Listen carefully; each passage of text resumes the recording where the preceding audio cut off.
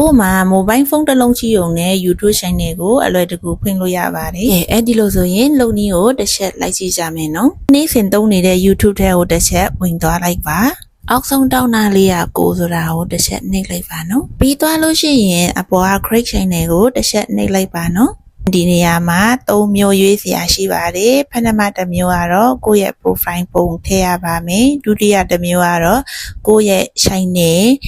နာမည်ထည့်ရပါမယ်။အောက်ဆုံးတစ်ခုကတော့ကိုယ့်ရဲ့နာမည်အမှန်ကိုထည့်ရပါမယ်။တခြားသူနာမည်ထည့်လို့မရပါဘူးနော်။ကိုယ့်ရဲ့နာမည်အရင်ကိုထည့်ပါ။ပေါ်ဆုံးလေးကကင်မရာပုံကိုနှိပ်ပြီးတော့ profile ပုံထည့်ကြမယ်။ profile ပုံထည့်လို့အောင်မြင်သွားပြီဆိုရင်တော့အောက်ကကြံရှိနေတဲ့နှစ်ခုကိုပြောပြသွားပေးပါမယ်နော်။အဲကတစ်ခုကျတော့ကိုယ့်ရဲ့ channel name ကိုထည့်ရမှာဖြစ်ပါတယ်။ရှုရဲ့ channel name ကို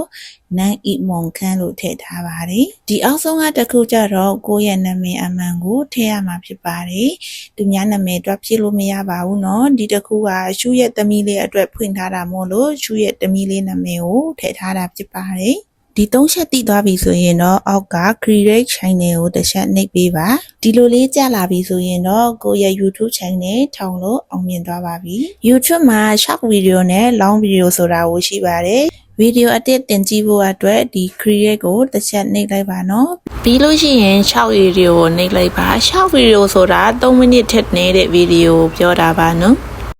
ဒီ9.16အရှိုးနဲ့ဆိုရင်6 Video ဖြစ်ပြီးတော့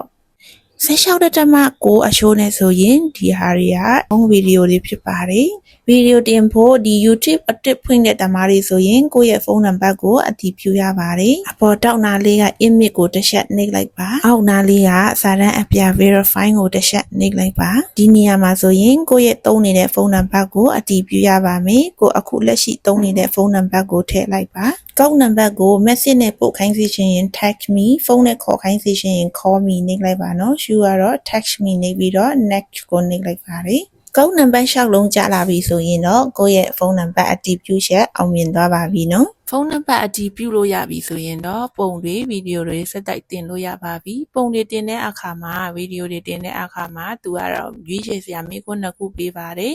ကလေးတွေအတွက်လားဒါမှမဟုတ်ကလေးတွေအတွက်မဟုတ်ဘူးလားဆိုတာကိုရှုကတော့မရွေးဘဲနဲ့ကြော်သွားလိုက်ပါတယ်ဒီ channel တွေထောင်လို့အောင်မြင်သွားပြီဆိုရင်တော့ဒီ application တစ်ခုကို download ထားဖို့ရှုအကြံပေးရှင်ပါတယ် YouTube Studio ဆိုတဲ့ဟာကို download လုပ်ပေးပါဘာကြောင့်ဒီ application ကို download ရတယ်လဲဆိုရင်ကိုယ့်ရဲ့ YouTube channel ဟာဘယ်တော့ monetization နိုင်မလဲဆိုတာကိုဒီ application ထဲမှာတစ်ချက်ဝင်ကြည့်လို့ရပါတယ်ဒီနေရာကဆိုရင်ငွေငွေကဘယ်ကနေရနိုင်လဲဆိုရင်ကြီးညာခလည်းရနိုင်တယ်လို့ view တွေကနေလည်းတစ်ချက်ရနိုင်ပါတယ်ပြီးရင် shopping ကြီးညာခတွေကနေလည်းတစ်ချက်ရနိုင်ပါတယ်နော် view တွေစီကနေကိုကပတ်စံဘယ်လိုလုပ်ရနိုင်မှာလဲဆိုရင်တော့ကိုက subscribe 1000ရှိရမယ်ပြီးလို့ရှိရင်365ရက်မှာလူကြည့်မှုနှုန်း4000ရှိရမယ်ဗီဒီယိုအတူတွေဆိုရင်90ရက်မှာ10 million ရှိရပါမယ်အဲ့ဒါမှပတ်စံဝင်ငွေရနိုင်တဲ့အကောင့်ရပါမယ်နော်ဒီဗီဒီယို content လုပ်ဖို့အတွက်ကိုလုပ်ရှင်တဲ့အရာဟာကိုလုပ်နိုင်တဲ့အရာကိုရှာတွေ့ပါစေလို့တော့ပြောချင်ပါတယ်နော်အဲ့ဒါမှ